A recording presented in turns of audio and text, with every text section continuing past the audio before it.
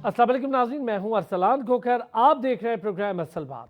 मियां नवाज शरीफ एक कैंपेन को लेकर दोबारा निकल रहे हैं। क्या ये कैंपेन बलूचिस्तान में जो मुश्किल हालात एकदम से दिखाई दे रहे हैं, जो सियासी उतार चढ़ाव दिखाई दे रहा है, उसको थमने में मदद देगा? और फिर उनका मुतारिक होना क्या पैगाम दे रहा है बाकी गवर्नमेंट के लोगों को, दूसरी तरफ पीपल्स पार्टी के लोगों को और अपोजिशन को, और पाकिस्तान तहरीक इंसाफ? पाकिस्तान तहरीक इंसाफ में शदीद इख्तलाफात हैं और ये अब खबरें नहीं रही हैं, हर चीज़ सामने आ गई है। सलमान अकरम राजा, बैरिस्टर गौहर, इन दोनों के दरमियान बड़े इख्तलाफात हैं। मुलाकातों को लेके कि कौन बानी पीटीआई से मिलने जा रहा है, उस पर कारकुनान को बड़े तहफ़्फ़ुज़ात हैं। फिर लीडरशिप जो इस वक्त मौजूद है, हालिया लीडरशिप, उसको KPK के वज़ीर आला पर एतमाद नहीं है और वज़ीर आला कहते हैं कि मेरे ख़िलाफ़ साजिशें करने वालों की मुझे कोई परवाह नहीं है।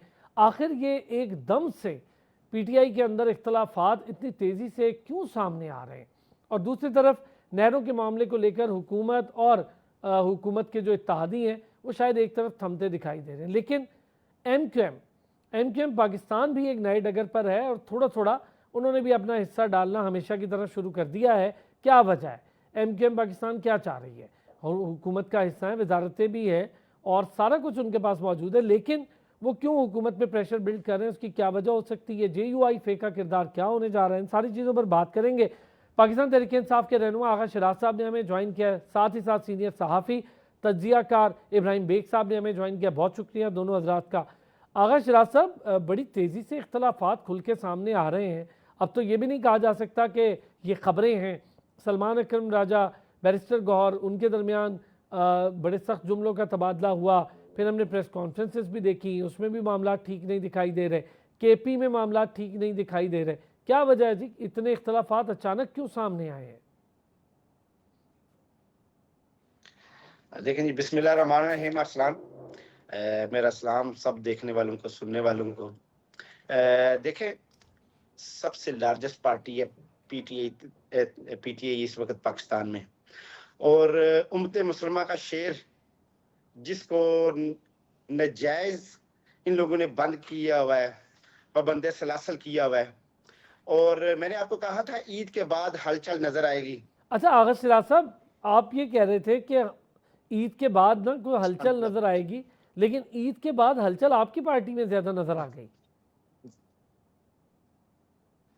ईद के बाद हमारी पार्टी पे हलचल ही अभी है ही PTI का नाम, अभी है इस वक्त PTI का नाम है, और PTI पार्टी है और PTI का हक है और PTI अवाम की असल तर्जुमान है। ये इख्तलाफात कहाँ से आ रहे हैं आगा शराज साहब? इख्तलाफात कहाँ से आ रहे हैं PTI के अंदर? इख्तलाफात जो किंग मेकर जो चाहते हैं कि ये मुल्क डिसिप्लाइज हो जाए, जो मुल्क ठीक ना चले, जो मुल्क में अवाम का बोलबाला ना हो, उनका बोलबाला हो, तो वो अपने मामला चलाने की कोशिश कर रहे हैं या मुल्क में अफरा तफरी फैलाने की कोशिश कर रहे हैं। हम तो खान साहब की बहन अलीमा आपा या उनकी फैमिली अगर गए हैं मुलाकात के लिए, उनको क्यों मुलाकात नहीं दी जा रही? अच्छा, जो सलमान अकरम राजा साहब जो पार्टी की तरफ से नुमाइंदे हैं, सेक्रेटरी जनरल भी हैं, वो जो नाम देते हैं वो लोग नहीं मिलने दिए देते, उनकी मुलाकात नहीं होती। जो इनकी अपनी तरफ से, गवर्नमेंट की तरफ से ये जो नाम देते हैं वो चले जाते हैं। मुझे हैरानगी है, रात को 10 बजे भी मुलाकात हो रही है, 12 बजे भी मुलाकात हो रही है, मगर जब फैमिली जाती है खान साहब की या सलमान अकरम राजा साहब जिस बंदे को पॉइंट करते हैं, जो पार्टी का कारकुन या पार्टी का लीडर जाता है, उनको कोई मुलाकात नहीं दी जा रही। तो ये साफ जाहिर कर रहा है कि गवर्नमेंट के हाथ पांव फूल गए हैं। जो हमारा इंशाल्लाह अलायंस बनने जा रहा है इन्हीं दिनों में, तो गवर्नमेंट इंशाल्लाह गवर्नमेंट को अभी सोचने पे मजबूर होगी। गवर्नमेंट अभी, ये मैं कहता हूँ, सथिया गए हैं ये लोग। अच्छा, वैसे इब्राहिम बेग साहब, इख्तलाफात बहुत तेज़ी से बढ़ रहे हैं। PTI तो खैर मानने की कभी कोशिश करती नहीं है, ये तो हम सबको पता है कि PTI तो कहती है नहीं हमारे कोई इख्तलाफात नहीं। अब तो सड़कों पर आ गए इख्तलाफात। कोई वजह है इब्राहिम बेग साहब, कोई इसकी ठोस वजह है आपको दिख रही है कि एकदम से ये मामला बना है या बहुत अरसे से ये चीज़ दबी हुई थी? देखिए, एक चीज हमें ज़हन में रखनी चाहिए कि PTI कोई नजरियाती जमात नहीं है।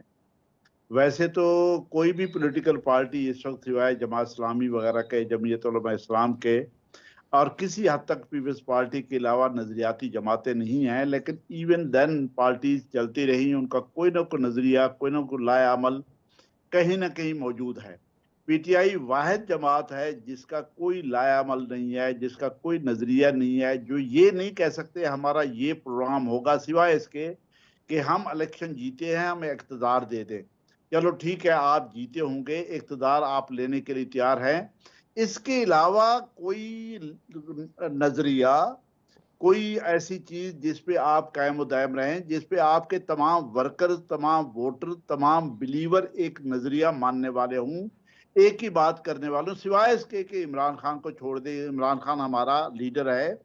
इसके अलावा आप कोई लाया अमल कभी मैंने तो नहीं सुना कि उन्होंने कहा हो कि आपका अमेरिका के बारे में क्या नजरिया है, आपका वेस्ट के बारे में क्या है, आपका इकोनॉमी के बारे में क्या है, आपका आइन के बारे में क्या है। किसी शख्स को मैंने तो बहस करते हुए नहीं देखा एक अरसा दराज से, ना उनके इक़्तिदार के दौर में, ना अभी इक़्तिदार के बाद इन चीजों पे जिसको हम इश्यूज कहते हैं उस पर बात करते हुए उनको सुना है। ठीक है, इमरान खान के साथ ज्यादती हुई होगी उनके बकौल। अच्छा, मैं कहता हूं कि इलेक्शन भी किसी हद तक, शायद हर इलेक्शन के बारे में ये कहा जाता है चोरी हुआ होगा, कहीं ना कहीं पीटीआई को ना तस्लीम करने वाली बात जमात के तौर पे ये भी कहीं ना कहीं। लेकिन अगर कोई ये समझता है कि उसका कोई एक पूरी पार्टी का नजरिया वो नहीं, इसका मतलब ये हुआ कि अपने अपने मफादात के लोग तहत लोग आए हुए हैं। एक सबसे बड़ा मफाद तो ये है कि हम इमरान खान का नाम लेते रहें, इमरान खान जब आएगा हमें टिकट मिलेगा। अभी मैं एक फंक्शन पे मैं आपको बताऊं, एक खोखर साहब मैं फंक्शन पे गया हुआ था, उस फंक्शन पे हम दोस्त बैठे हुए थे, एकदम मैंने देखा कि पीटीआई के 3-4 लोग, एक ने कहा जी मैं आ रहा हूँ, दूसरे ने कहा जी अभी मैं आ रहा हूँ, तीसरे ने कहा क्यों भाई, उन्होंने कहा जी पीटीआई के लीडर्स आ गए हैं, उनके साथ फोटो खिंचवाना है। वो फोटो खिंचवा के वापस आ गए। मैंने कहा यार फोटो, कहते हैं यही तो हमारा एल्बम होगा, ये इमरान खान को दिखाने के लिए हमने फोटो रखे हुए हैं, यही फोटो, यानी जिद्दोजहद फोटोगरी का नाम है, अच्छा, दूसरी फोटोबाजी चीज का नाम हो इब्राहिम चुका साहब, है। आपने चले जब ये बात भी कह चीजें दी, इब्राहिम साहब ये जरा मुझे बताइएगा, अभी खुद भी कहा आगा शराज साहब ने भी कि जिन लोगों की मुलाकात हमारे नामों से होनी चाहिए, हम जो लिस्ट दे रहे हैं उनकी मुलाकात नहीं हो रही, बल्कि कुछ और लोग मिलने जा रहे हैं, तो क्यों मुलाकात कर रहे हैं फिर बानी पीटीआई उनसे? देखिए, बात यह है कि लिस्ट किसने दी हुई है। बात तो यह है कि अभी राजा साहब जनरल सेक्रेटरी हैं, काबिल एहतराम हैं। आपने कल सुना नहीं गौहर साहब को, वो कहते हैं जी मैं प्रेसिडेंट हूँ। राजा साहब कौन है ये लिस्टें देने वाले और बात करने वाले? इमरान खान साहब जेल में हैं, इमरान खान साहब के बाद मेरा ऑर्डर चलेगा, जो मैं लिस्टें बनाऊंगा वही होगा, एक बात। और दूसरा, एक और अली जफर का आपने सुना नहीं, अली जफर ने कहा जी बिल्कुल राजा साहब की बात गलत है, जिसको भी इमरान खान साहब मिलना चाहेंगे वो मिलेगा, हम मिलते आए हैं, हम किसी के पाबंद नहीं है। यानी इस मुलाकात में भी कोई एक पॉइंट ऑफ व्यू नहीं है किसी का। सदर का कुछ और है, जो गौहर साहब हैं चेयरमैन जो है, और जनरल सेक्रेटरी का कुछ और है, बाकी लोगों का कुछ और है। किसी एक पॉइंट पे कॉन्साइड आप नहीं कर सकते। आप नहीं कह सकते कि आपने पार्टी में कोई मीटिंग की, आपने लाया अमल तय किया। भाई लाया अमल तो वो है कि जैसे अली जफर ने कहा कि मुझे चेयरमैन पीटीआई ने बुलवाया, उनका बुलावा आया और मैं चला गया, मैं क्यों कहना मानूं राजा साहब का या किसी और का। और गौहर साहब ने ये कहा कि नहीं जी नहीं, सवाल ही पैदा नहीं होता, मैं जिसको चाहूंगा मिलेगा। अच्छा, फिर एक अलग चीज भी थी, इब्राहिम बेग से। मैं जरा चले आगा शराज साहब हैं से ही पूछ लेते हैं। आगा साहब ये बताएं, कुछ पार्टी के लीडरान आए, वो आए केपी से, थोड़ा बहुत पुलिस से उलझे और वापस चलते बने, किसी ने कोशिश नहीं की वहाँ रुकने की या थमने की या समझने की। और जो इख्तलाफात वाली बातें हैं, जो खुद सलमान अकरम राजा एक लिस्ट दे रहे हैं, बैरिस्टर गौर कहते हैं मैं इसको नहीं मानता, बैरिस्टर अली जफर ने भी कह दिया कि जी सलमान अकरम राजा मुनासिब बात नहीं करे, तो ये मामला सामने हैं, इसका क्या मसला है, एकदम से क्यों निकले हैं ये सारे मामला? इस वक्त डिजिटल मीडिया का दौर है, हर बंदा फोटोग्राफी में लगा हुआ है, मगर मैं इस चीज पे मैं एग्री हूं कि देखें फोटोग्राफी भी करें, अपने आप को पार्टी में पाकिस्तान के लिए अपने आप को सामने पेश भी करें, मगर काम प्रैक्टिकल भी होना चाहिए। दूसरा, इन्होंने कहा अली जफर साहब कह रहे हैं कि जो खान साहब कहेंगे, बिल्कुल जो खान साहब कहेंगे, मगर पार्टी एक अपनी जगह पे, फैमिली एक अपनी जगह पे है। मुझे आप ये बताएं, ये हमें डाइवर्ट करने की कोशिश की जा रही है। ये कुछ मुहर्रक ऐसे हैं जो हमारी पार्टी में फूट डलवाना चाह रहे हैं। फैमिली का तो कोई पार्टी से लद गया, पार्टी से अपना एक मौकफ है, फैमिली को तो मुलाकात दी जाए। फैमिली को मुलाकात नहीं दी जा रही। अपने जो नाम, जो पार्टी के नाम दिए जा रहे हैं, जनरल सेक्रेटरी साहब दे रहे हैं, उनको मुलाकात नहीं दी जा रही। तो ये आप सोची समझी स्कीम के तहत इमरान खान को पीटीआई के बड़ा डिफेम करने की कोशिश। ठीक है सर, मैं जरा वापस आता हूँ ब्रेक से। पीटीआई के पास जब मैं बड़ा लंबे अरसे से ये बात कर रहा हूँ, पीटीआई के दोस्तों के पास जब जवाब नहीं होता ना, तो इल्ज़ाम दर इल्ज़ाम पर आ जाते हैं। मैं ये बड़े लंबे अरसे से ये बात कर रहा हूँ, क्योंकि लॉजिकल मैं बहुत सारों की बात कर रहा हूँ, मैं आपकी नहीं, बहुत सारों की। अच्छा, मैं आता हूँ सर, ब्रेक से आता हूँ, फिर आप प्लीज़ इसका जवाब भी दीजिएगा। बानी पीटीआई जिन लोगों से मुलाकात कर रहे हैं, वो कह रहे हैं मुझे कोई परेशानी नहीं है, सारा मामला ठीक है। फिर जो लोग बाहर हैं वो कह रहे हैं नहीं जी, जो लोग मुलाकात करने जा रहे हैं वो ठीक नहीं है। फिर केपी का, इसमें बहुत लंबा मामलात में तजाद है। अच्छा, दूसरी तरफ मियां नवाज शरीफ अब जो एक कैंपेन में निकले हैं, क्या वजह है मियां नवाज शरीफ साल भर सुकून से बैठे हैं और अब वो मुतारिक हो रहे हैं, इससे क्या फ़र्क पड़ जाएगा? वापस आते हैं ब्रेक से, इस पर बात करें। Welcome back. इब्राहिम बेग साहब, क्या फ़र्क पड़ने वाला है? मियां नवाज शरीफ मुतारिक होते दिखाई दे रहे हैं, बेलारूस से शायद लंदन यात्रा भी हो और वहाँ पर वज़ीर आज़म भी जाएँ, मियां नवाज शरीफ भी जाएँ, मरीम नवाज साहिबा भी जाएँ, तो क्या कोई फ़र्क पड़ने वाला है मियां नवाज शरीफ के एक्टिव होने से?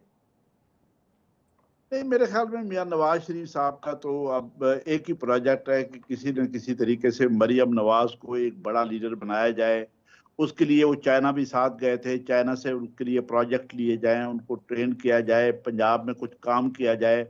अभी बेलारूस गए हुए हैं, वहाँ पे भी उनके सदर के साथ उनका ताल्लुक अच्छा है, सोशली इंटरेक्शन उनका बहुत अच्छा है, वहाँ से भी वो पंजाब के लिए, ताकि मरियम नवाज के लिए कुछ किया जाए। चूँकि पंजाब में हालात तो बदल चुके हैं, आपने देखा है, वोट बैंक तो नवाज शरीफ और कंपनी का है नहीं, और फर्क तब पड़ेगा जब आप महंगाई में कमी लाएंगे। अभी आप देख रहे हैं कि टेक्सटाइल ऑलरेडी आपकी एनर्जी की कीमतों की वजह से, बिजली की कीमतों की वजह से आपका 80-90% जो आपका टेक्सटाइल सेक्टर है वो बैठ गया है, टेक्सटाइल मिलें बंद हो गई है, बाकी फैक्ट्रीज बंद हो गई हैं, इनपुट बहुत ज़्यादा है, उस रेट पे आप फैक्ट्रियों को चला के प्रोडक्ट पैदा करके बेच नहीं सकते मार्केट में। तो आपका प्रोडक्ट तो एक ही रह गया है, वो है किसान और फार्मिंग।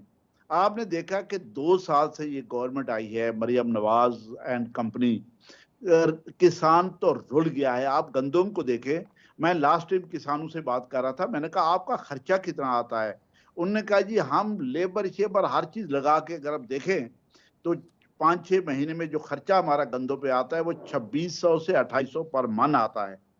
अब आप ये देखें, जहाँ पे 2600-2800 पे खर्चा करके किसान बेचारा 2 साल हो चुके हैं और उसको 2000, 2200, 1900 ऑफर की जा रही हो या मिल रहे हो, तो अगली दफा कौन काश्त करेगा गंदम को? आप गंदम एक्सपोर्ट करते थे, आपकी गंदम बहुत ज्यादा थी, वो किसान रुल चुका है, उसकी कोई पॉलिसी इनके पास है नहीं। ये रोटी को सस्ता करने के चक्कर में है, लेकिन आपके जो कमर है, जिसको आप बैकबोन कहते हैं, वो आपका किसान है, वो आपकी फार्मिंग है। फार्मिंग इनके होते हुए आप फैक्ट्रीज चला नहीं सकते, आप गैस सस्ती नहीं कर सकते, आप बिजली सस्ती नहीं कर सकते, आपकी कंपटीशन में आपकी इंडस्ट्री तो आ नहीं सकती। तो आप खुदा के लिए किसान, फार्मिंग, गंदम, कॉटन, इसके लिए तो कुछ करें, उनका भी बटा बिठा दें। उसके लिए नवाज ये तो शरीफ इकोनॉमिक आपने बड़ी सही चलें एक, लेकिन ये बताएं इब्राहिम साहब, क्या ये जो ग्रैंड अलायंस की बात कर रहे थे, कोई ऐसा मामला किसी ऊंट किसी करवट तो नहीं बैठा? JUI फे आपको लग रहा है कि पीटीआई के साथ किसी तरह किसी भी नजरिए पर इकट्ठा हो सकती है आगे आने वाले दिनों में, या हुकूमत को अब इससे कोई मसला नहीं रहा? देखिए, सवाल ही नहीं पैदा होता। मेरा ये है कि जाहिर है मेरी ख्वाहिश हो सकती है कि ग्रैंड अलायंस बन जाए, लेकिन ग्रैंड अलायंस किसके साथ बनेगा? मेनली आप जमीयत उलमा इस्लाम के साथ आपका बन सकता है। जमीयत आपका तो पहला कंट्राडिक्शन ही जमीयत उलमा इस्लाम के साथ है केपी में, वो केपी में इक़्तिदार चाहते हैं। केपी में पीटीआई यकीनन हमें कहना पड़ेगा बहुत मजबूत है। केपीआई से स्वीप करती है पीटीआई। इमरान खान बहुत पॉपुलर हैं, मौलाना साहब वहां पे डैमेज हो चुके हैं। तो उनका अलायंस किसके साथ बनेगा आप मुझे बताएं। उनका जिनका आपस में एक दूसरे के साथ कंपटीशन हो, उनके अलायंसेस अगर बन जाएं तो एक पार्टी बहुत ज्यादा डैमेज हो सकती है। आपने देखा कि जरदारी साहब का बड़ा कहते थे जी बड़ा वो प्लेयर है और पॉलिटिकल प्लेयर है। आपने देखा कि उन्होंने नून के साथ अलायंसेस बनाए, उन्होंने काफ के साथ अलायंसेस बनाए। पंजाब में पीपल्स पार्टी उड़ गई है ना, कहीं पे आपको नजर नहीं आ रही। सरायकी इलाके में पीपल्स पार्टी बहुत मजबूत होती थी, लाहौर में मजबूत होती थी, कहीं पे आपको नजर आ रही? इवन सरायकी इलाके में नहीं है। नहीं, लेकिन इसलिए अच्छा कि इब्राहिम दो साहब एक जो बात आपने राइवल कर दी ग्रुप्स है, हैं। मैं चले इस पे कर लेता हूँ आपसे बाद में। जरा एक आगा साहब से एक सवाल करके आपसे इस पे पूछता हूँ। आपके मुताबिक पीपल्स पार्टी पंजाब में कमजोर दिखाई दे रही है और पहले से बड़ा लंबे अरसे से, बीच में कुछ बेहतरी जरूर आई थी, लेकिन ये जो 6 किनाल्स चोलिस्तान वाली किनाल्स का मामला है, इसको लेकर बड़ा अभाम पैदा हो गया पंजाब और सिंध वाले मामले पर। तो इस पर भी क्या पीपल्स पार्टी डैमेज होगी पंजाब में? जरा इस पर भी आपसे बात करूंगा। आगा साहब ये बताएं, कोई ऐसी पॉलिसी, कोई ऐसी बेहतर चीज़ जो केपी में हो सकती है? अभी तो केपी मिनरल बिल 2025 को लेकर ही बड़ा मामला है, उस पर सोशल मीडिया पे बहस चल रही है, आपके अपने कारकुनान हुकूमती ओहदेदारान के खिलाफ बातें कर रहे हैं। देखें, अभी तो पीपल पार्टी अपनी तरफ से जिस तरह वफाक मिनिस्ट्रियां नहीं ले रहे, बाकी जो है एग्जीक्यूटिव सीटें उन्होंने ली हुई हैं, गवर्नर्स ली हुई हैं, प्रेसिडेंट है, ये कोशिश कर रहे हैं कि जेंटलमैन सियासत करें। आगे कोशिश कर रहे हैं कि जो गिव एंड टेक वाली सियासत है, इस दफा आप कर लो, अगली दफा हम अपने किसी लीडर को आगे ले आएंगे, अपनी पार्टी को ले आएंगे। तो इस तरह होगा नहीं। जिस तरह सर फरमा रहे हैं कि कोई ऐसी पॉलिसी या चीजें कोई इनके साथ अलायंस नहीं करेगा पार्टी के साथ, पीटीए के साथ। पहले नंबर पे हमारी पूरी कोशिश है, हमारी पूरी सर कोशिश ग्रैंड लाइफ में अब है, तक मामला इंशाल्लाह आगे हम क्यों नहीं छोटी बढ़ा? दूसरी पार्टी मौलाना को साहब के साथ मामला आगे क्यों नहीं बढ़ा? अच्छा,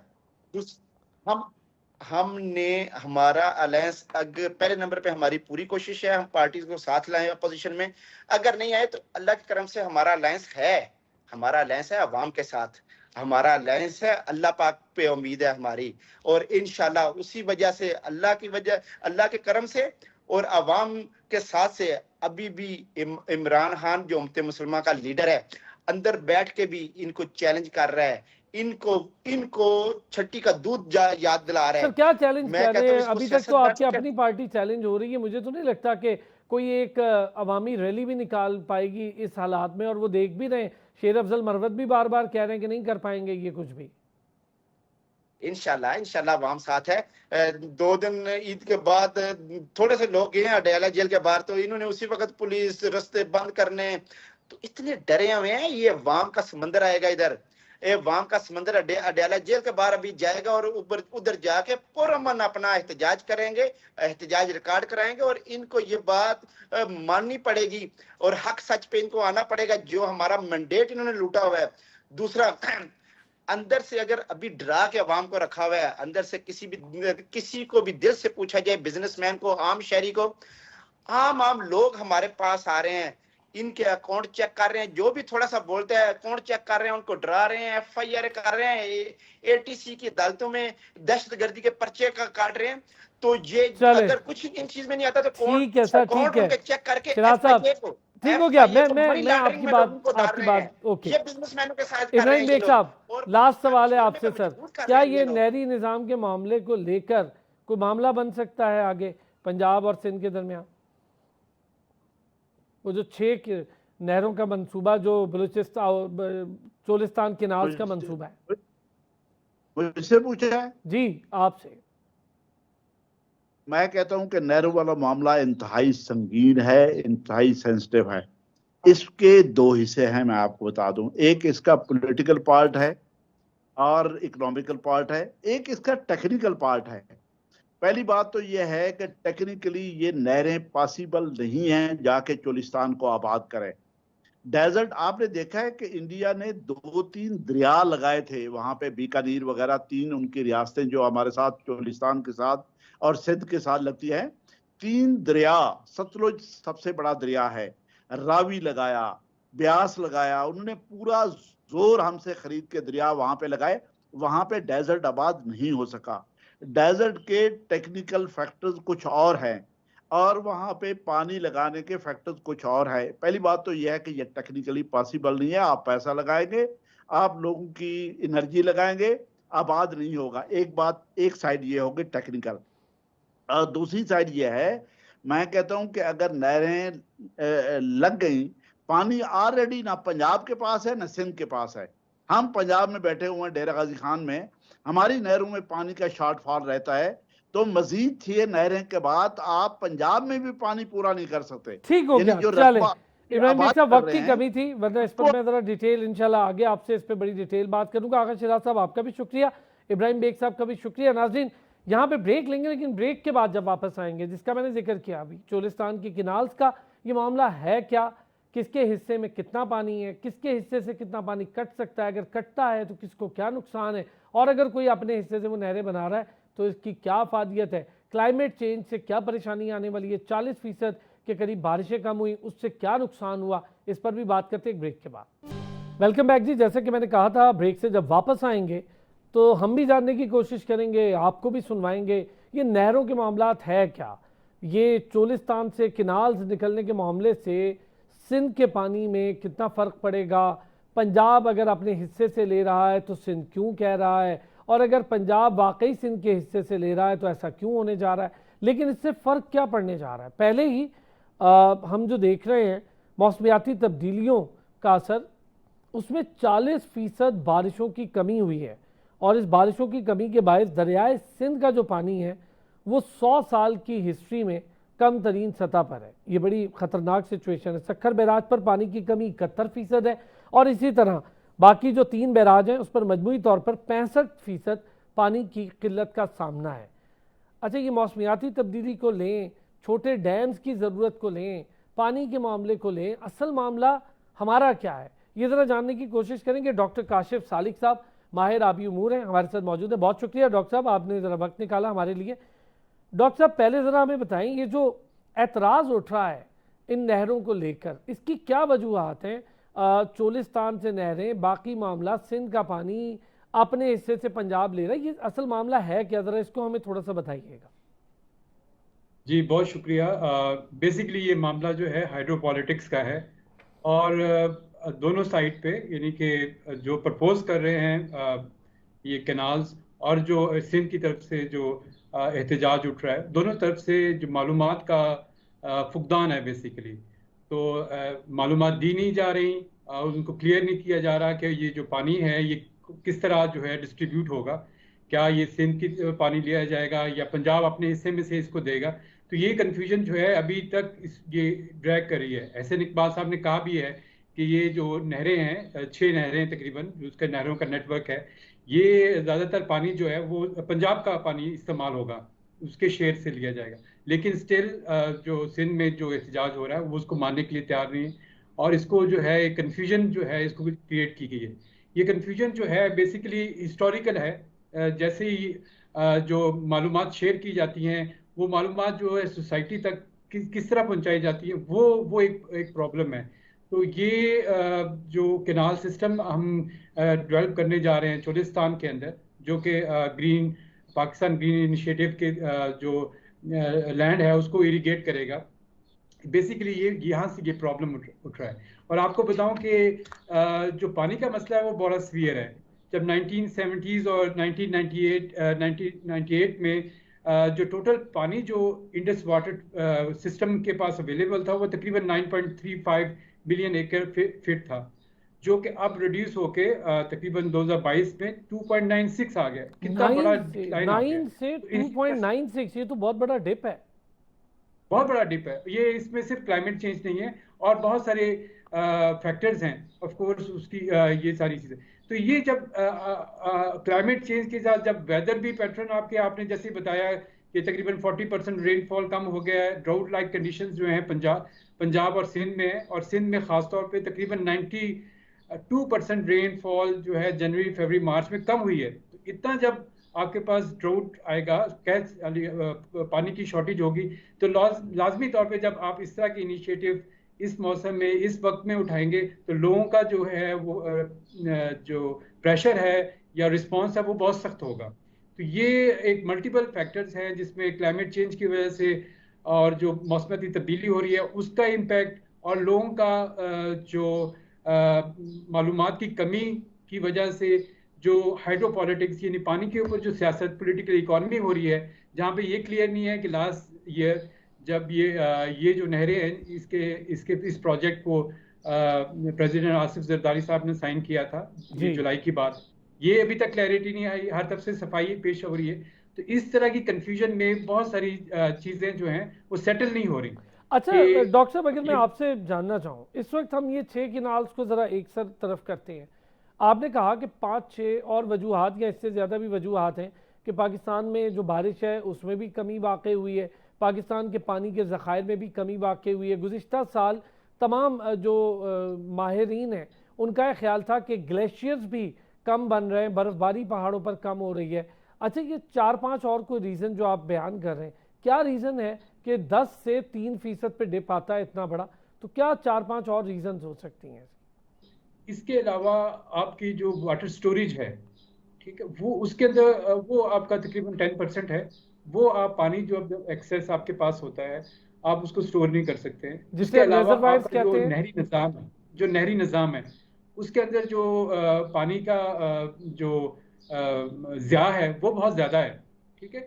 और इसी तरह आपका जो आपके इंटरनेशनल बाउंड्रीज में जो पानी का अवेलेबिलिटी है वो उसके अंदर भी काफ़ी चेंजेस आई हैं, ठीक है। तो ये बहुत सारे और फैक्टर्स भी हैं, एनवायरमेंटल फैक्टर्स हैं, जिसकी वजह से आपके ग्लेशियर्स की जो मेल्टिंग है वो उसमें चेंजेस आ चुकी हैं। जिस मंथ्स में वो मेल्ट होता था वो मंथ्स अब शिफ्ट हो रहे से हो गए हैं। तो स्पेशल और टेम्पोरल शिफ्ट्स की वजह से जो पानी की अवेलेबिलिटी है उसके अंदर चेंजेस आई हैं।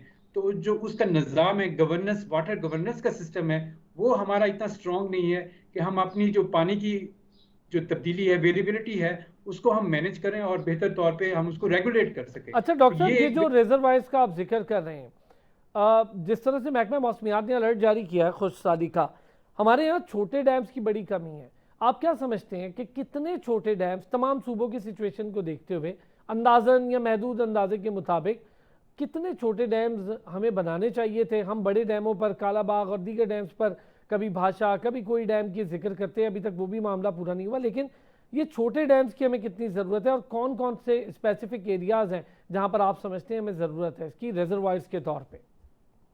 अब कालाबाग एक तो बहुत बड़ा डिलेमा है नेशन वाइड के, हर चीज टेक्निकली हर चीज साउंड होते हुए भी वो मटेरियलाइज नहीं हो सकता। लेकिन चलें उस बात को हम साइड पे करते हैं।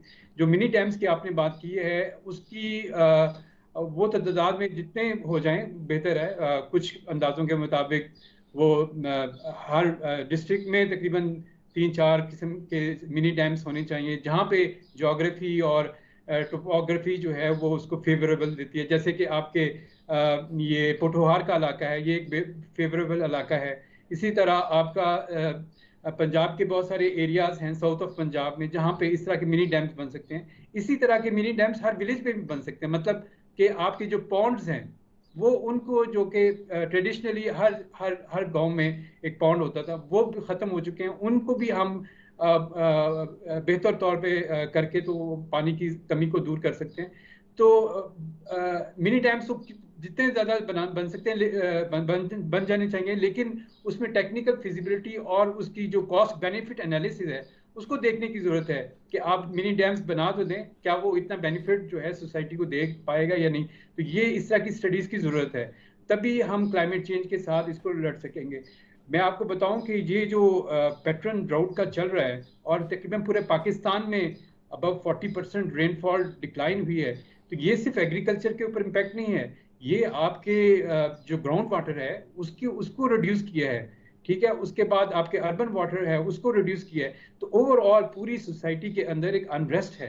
अच्छा डॉक्टर साहब, एक तो जरा आपने बड़ा अच्छा किया, ये भी हमें बता दिया कि खाली एग्रीकल्चर का मैटर नहीं है, ये उस पानी की भी ज़रूरत पे असरअंदाज होगा जो इंसान इस्तेमाल करते हैं और दीगर मामला। अच्छा डॉक्टर साहब, ये जो ज़ेर ज़मीन पानी का इस्तेमाल हो रहा है ट्यूबवेल्स के ज़रिए, बोरिंग के ज़रिए, क्या आप समझते हैं कि ज़मीन के अंदर भी सख्त पानी देने की ख़त्म होती जाएगी कुछ अगले चंद सालों में?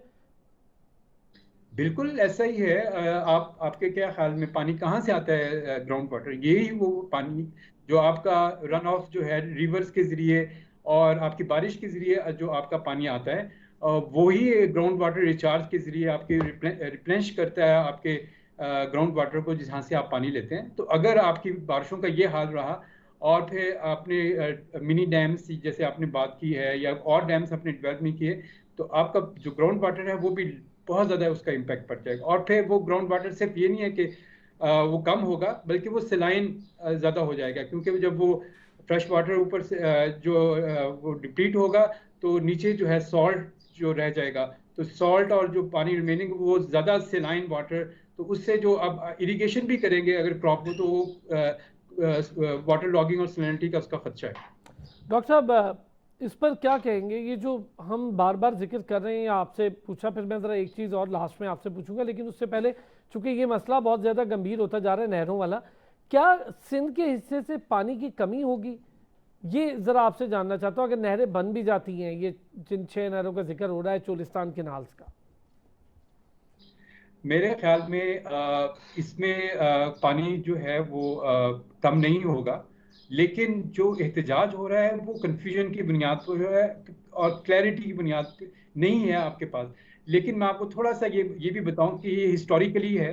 1885 में जब आपका पंजाब के अंदर वो इरिगेशन डेवलपमेंट जब हो रहा था, नहरी निज़ाम बना रहा था ब्रिटिश दौर के अंदर, तो उस वक्त भी सिंध में एहतजाज हुआ था और वहाँ पे उन्होंने ये एहतजाज किया था कि जो 3 नहरें पंजाब में निकाली जा रही हैं उसकी वजह सिंध का पानी कम होगा। तो ये हिस्टोरिकल ट्रेंड भी है कि सिंध अपने पानी की हिफाजत के लिए खड़ा हो जाता है, चाहे उसके कुछ साउंड रीजंस या साउंड स्टैटिस्टिक्स अवेलेबल हों या ना हो। वो एक कंफ्यूजन की बुनियाद पे या एक सेट पैटर्न की बुनियाद पे वो अपने पानी के लिए, दरिया सिंध की हिफाजत के लिए, वो उसकी जो लाइवलीहुड्स अटैच है लोगों के, उसके लिए सिंध हमेशा हिस्टोरिकली खड़ा भी रहा है। और वो अब इस जो ये 6 केनाल्स बन रही हैं चोलिस्तान के, इस मामले में भी खड़ा हुआ है। डॉक्टर साहब, बिल्कुल लास्ट में एक शॉर्ट से आपसे आंसर चाहूँगा। ये जो बारिशों की कमी है, इसको कैसे बेहतर किया जा सकता है? क्या ये इंसानी तौर पर, इंसानी अमल के साथ किसी बेहतर फार्मूले से बारिशों की कमी को पूरा किया जा सकता है?